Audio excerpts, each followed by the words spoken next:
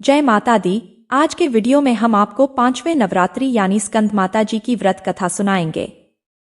कथा को शुरू करने से पहले माता रानी जी के सच्चे भक्त दिल से कमेंट में एक बार जय माता दी जरूर लिखें और वीडियो को लाइक करें। तो आइए सर्वप्रथम माता का स्वरूप जानते हैं। मां स्कंद माता की 4 भुजाएं हैं। मां एक हाथ में कार्तिकेय को पकड़े हुए हैं और उनके दूसरे व तीसरे हाथ में कमल का पुष्प है। अपने चौथे हाथ से स्कंद माता अपने भक्तों को आशीर्वाद देती हैं। स्कंद माता की सवारी शेर है। स्कंद माता विशुद्धि चक्र की अधिष्ठात्री देवी हैं।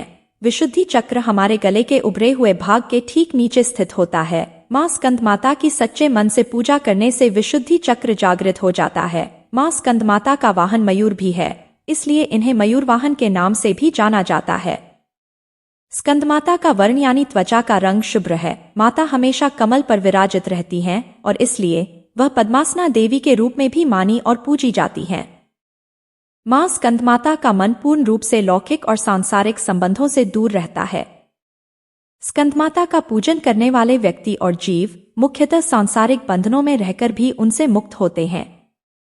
मां दुर्गा के स्कंद माता अवतार की ऐसी मान्यता है कि माता सती द्वारा अपना देह त्यागने के बाद भगवान शिव ने खुद को सजा देने के लिए स्वयं को सांसारिक बंधनों से दूर कर लिया था और एक तपस्वी के रूप में पहाड़ों के बीच कड़ी सर्दी में तपस्या करने चले गए थे। इसी दौरान तारकासुर और सुरपद्मन नाम के 2 राक्षसों ने देवताओं पर हमला कर दिया। उस वक्त देवताओं की मदद करने के लिए कोई नहीं था। तारकासुर और सुरपद्मन नाम के दोनों राक्षसों को ब्रह्मा जी द्वारा यह वरदान प्राप्त था कि उन्हें मारने के लिए शिव जी की संतान को ही आना होगा। उन राक्षसों ने चारों ओर कलह का माहौल बनाया हुआ था और अपने आसपास हर किसी को परेशान करके रखा था। इन दोनों राक्षसों के अत्याचारों को देख देवतागण भी चिंतित थे। तब सभी देवतागण भगवान विष्णु के पास गए और उन्हें अपना दुख सुनाया, परंतु विष्णु जी ने उनकी कोई मदद नहीं की। विष्णु जी से मदद न मिलने पर देवताओं ने नारद जी के पास जाने का सोचा। उन्होंने नारद जी से कहा कि यदि वह माता पार्वती से भगवान शिव को पति के रूप में पाने के लिए तपस्या करने को कहेंगे, तब शायद भगवान शिव उनसे शादी कर लें और उनके मिलन से महादेव की संतान जन्म ले जो उन राक्षसों का वध कर सके। इसलिए नारद जी के कहे अनुसार माता पार्वती ने भगवान शिव को पति के रूप में पाने के लिए घोर तपस्या की और उनकी भक्ति से खुश होकर भगवान शिव ने उनसे विवाह करने का निर्णय लिया। विवाह के पश्चात माता पार्वती और भगवान शिव की ऊर्जा से एक बीज का जन्म हुआ। बीज के अत्यधिक गर्म होने के कारण उसे अग्निदेव को सरवाना नदी में सुरक्षित रखने के लिए सौंप दिया गया।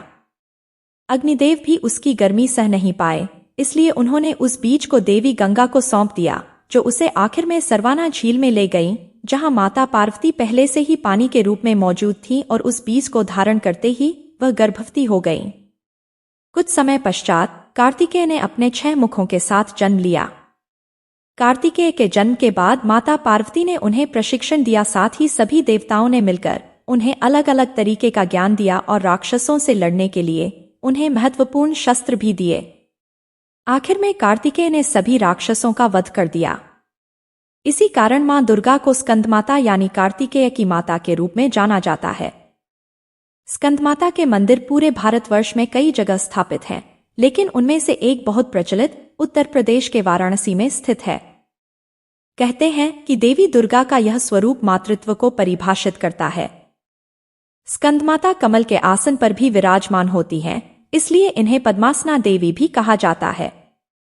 कहते हैं कि संतान सुख की प्राप्ति के लिए माता की पूजा के साथ ही उनके मंत्र की आराधना भी विशेष फलदायी होता है।